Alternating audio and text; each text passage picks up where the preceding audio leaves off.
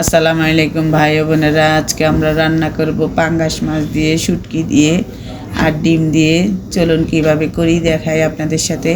প্রথমে আমি পাঙ্গাস মাছ পেটিগুলো সুন্দর করে ধুয়ে পরিষ্কার করে নিয়েছি আর শুটকি নিয়েছি, লুট্টা শুটকিগুলো আমরা ছোট ছোট করে কেটে নেব। আর পেঁয়াজ, কাঁচামরিচ, টমেটো কেটে নিয়েছি।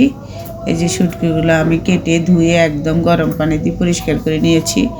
এবার আমি তেল গরম দিয়ে দিয়েছি, তেলে কড়াই বসিয়ে তেল গরম দিয়ে তারপরে আমি শুটকিগুলা একটু ভালো মতন তেলের মধ্যে ভেজে নিয়েছি। তারপরে এখন পেঁয়াজ কাঁচামরিচ দিয়ে দিচ্ছি, পেঁয়াজ কাঁচামরিচ সহ একটু ভাজবো।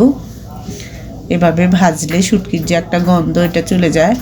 এবার রসুন বাটা দিয়ে আবার একটু কিছুক্ষণ ভাজবো।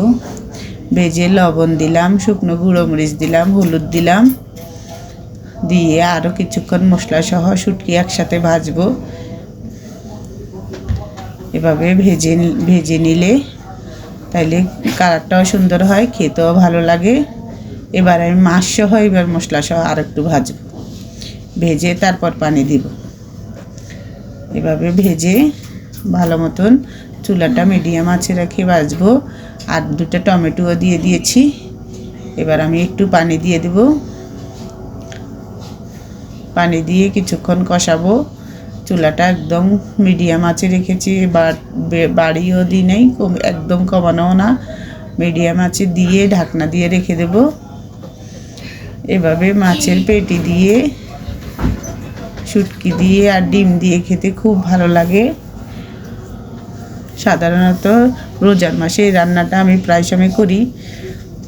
একদম ভালো মতো কষিয়ে নিয়েছি, আর একটু সামান্য পানি দিয়ে আবার একটু কষাবো। তারপর আমি ডিম দিয়ে দিব। আর এই পাশে আমি টমেটোর চাটনি বানাইতেছি। টমেটোর চাটনি বানালে খেতে খুব ভালো লাগে, গরম ভাতের সাথে ভোর রাত্রে খেতে খুব ভালো লাগে।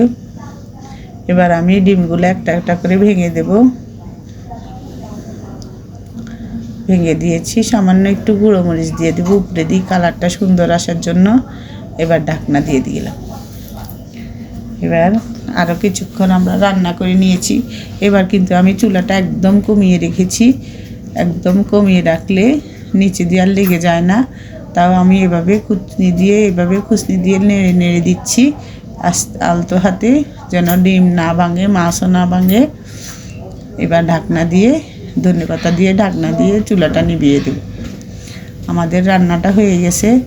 আমাদের এই রান্নাগুলো আপনাদের যদি পছন্দ হয়, রান্না করে খেলে যদি ভালো লাগে, আমাদের চ্যানেলটা সাবস্ক্রাইব করে দিবেন, লাইক করে দিবেন, শেয়ার করে দিবেন। আজ পর্যন্ত আল্লাহ হাফেজ। আর ফেসবুকে ফলো করে দিবেন।